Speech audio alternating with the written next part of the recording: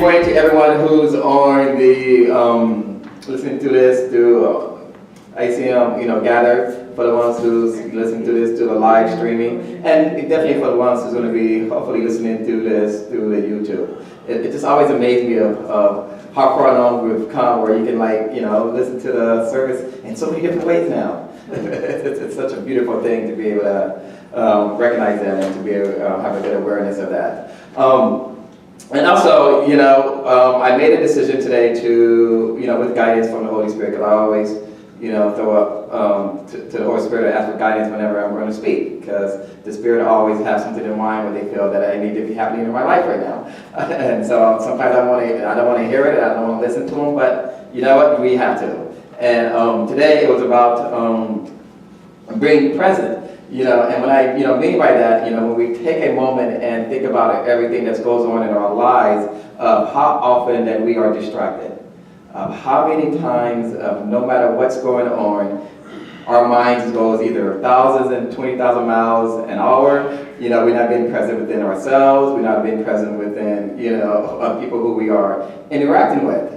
And so I was reflecting on where I was in my life, regarding that aspect of it, recognizing that, we are in a new year, we are in 2019, and realizing we are already going into the third week of January already.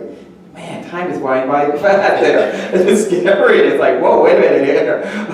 Regarding that. And so, I was reflecting on what is it, things that I want to accomplish this year in 2019. There's many different things that I want to, accomplish. Definitely one is, graduating from my doctorate program this year. Definitely is high on my list of things I want to accomplish.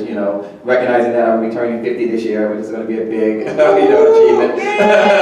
For me, so those are things that I definitely, been paying attention to, and also, recognizing that since I am turning 50, that I need to pay more attention to my own health. And so one of the things so it's been 13 days now since I've had any sweets like donuts, candy, or anything like that. And so, even though it's hard, but it feels really good. I get tempted, but yet it feels really good to not be able to have that in my system right now. So that feels great. But then the other thing that kept coming up for me is the fact that I had to recognize that for some reason I have been distracted more, that I have not been as present as I feel that I would like to be able to be. And then I was thinking about that, realizing what is going on, what is preventing me from being present with the people who I like to interact with, who I want to relate to, and also even just being present with myself. And for me, it usually has to do with something of, okay, there's something that I don't want to deal with. There's something that I just, not working well for me, just not happening, and so I use different things to prevent me from staying present, with individuals. And so I was giving myself permission to look at that, giving myself permission to take the time and realize what is it that I can do to allow myself to be present. By me distracting, myself with many different things, am I preventing myself from doing the things that I really need to do? Am I constantly putting things off because I don't want to, deal with it? And the truth of the matter is, when I do those things, it doesn't feel good. All it does is just add more stress and more pressure to myself when I don't do that. And the thing is, there's really no reason for me to be distracted. It's like I know what I need to do, and it just allows myself to be able to sit and be able to do that. And then I think about and recognize the fact that, early on in life, I was, diagnosed with ADHD, with attention deficit disorder, and one of that things does that, it's very hard for us to focus, that we easily get distracted. And then I was thinking about that, but I'm like, but I don't want to use that as an excuse. There's no reason for me to use that as an excuse, because I know how to be focused. I know how to do it, but yet I, for some reason, at times don't allow myself to be able to do that. And so I'm working on that and not letting that label that I was given early on in life to be the reason why I can say, no, I have this attention deficit disorder, so therefore it's understandable that I'm distracted. It's understandable that, I don't pay attention all the time. It's like, no. For me, I don't need to buy into that. For me, I just need to continue to use mechanism to help me to be more present and to really, really look at that, for myself regarding that. And so the Course tells us this: the Holy Spirit can indeed make use of memory, for God Himself is there. Yet, this is not a memory of past events, but only a present state. So it's not memories of our past, it really is memories of our present state right now, in this moment. And I was thinking about when I went back to Phoenix to visit my brother, and and then of course my incredible nephews and nieces, and of course now my great nephews and nieces now, which I'm very proud of having, is that I was thinking about my visit there and what that was like. And yes, I enjoyed myself. It was a great time to be able to see them, to be able to just interact and enjoy with them. But then I was thinking that I wasn't present there, even though I was physically there, but mentally something was going on that I wasn't as completely present. And then I was thinking that, wait a minute here, I don't see my family that often. We're all spread all over the place. I have a sister that lives in Southern California. Of course, my brother lives in Phoenix, and then I have two sisters that live in Houston. And then, of course, my nephews and nieces and them are all spread out. So I don't have anyone here in the Bay Area. And so we don't get to see each other that often. For numerous reasons, because neither one of us can easily pick up and just travel and go see each other, on a regular basis. And so I was thinking about, okay, I don't see them that often. The only times that I actually do see them is probably usually around the holiday season, or whether we have a family reunion or some big gathering going. But it's a very limited amount of time. And then I was thinking about this, I'm like, wait a minute here.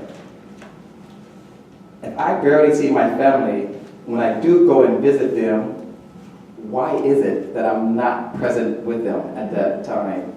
Why is it that I'm not utilizing every moment that I have to be with them? It's not like I see them every single day. And when I was there for Christmas, we played, a lot of activities, did a lot of things together, and I realized I constantly kept getting on my phone. No reason for it, but constantly checking for it, scores, checking for it, whatever it was, it just kept going on my phone. I look and see if I got a text message. It's just like, why? There was no reason for it. There was no emergency happening. There's nothing that I really, really needed to, read or needed to see. What I needed to do was to be present with them. But I didn't. Because of these technologies, it's easy for us to get distracted. Definitely was easy for me to get distracted. And so I had to look at that and say, whoa, wait a minute, that is not good. And then it made me remember a few years ago, my niece had said something, because I went to go visit, and I was, there pretty much the whole day, with them hanging out. And then my niece said, "Oh wow, Uncle Vincent, you're still here." Then I'm thinking, of course I'm still here. Why would I not, be here? And then I remember when they were younger, when I would go and visit, I would come, say hi, hang out for a little bit, but then I would leave. Even though my intention was to go there to visit them, but yet I would leave. And even those moments when I did interact with them, I was always thinking about something else I'm ready to go do. And it reminded me of how much it impacted them. She was young when that happened, and she's an adult now, and that stayed with her, that when she was younger, her uncle was not present for her. That woke me up to realize, wow, the impact that we have when we lose focus, when we allow these technologies to interfere with us, when we are, for me, afraid just to be vulnerable, be in that moment with people who you're with, who you care for. Recognizing that I wasted valuable time with my family for Christmas, all those moments that I kept being distracted. Being able to really connect with my brother, who was very clear, excited that I made the trip to visit him. And yet, letting my own ego and my own stuff get in the way of preventing me of being there with him. But learning now of how important it is for me to work on that. To know next time when I visit them, be much more conscious of it, have a lot more awareness of what I'm doing, and be there. And that may mean, for me, is to leave my phone somewhere else. Don't need it on me. I'm there with them. It may be hard, it may be challenging to do that, but I can't go to it. I would have to be there, present with them. And then the Course tells us this. There is no link of memory to the past if you would have it there. Then there it is. But only your desire made the link, and only you have held it to a part of time where guilt appears to linger still. In my mind, I am the one who allowed myself to stay stuck. I'm the one who's allowed myself to be in the past instead of being in the moment. I don't need to think about what happened in the past, and I really don't need to start thinking about what's happening in the future. What I need to do is to stay right here, right now, in this moment. And that's what I need to do. And I know that I have a spiritual practice that can help me change that, to help me get in that moment.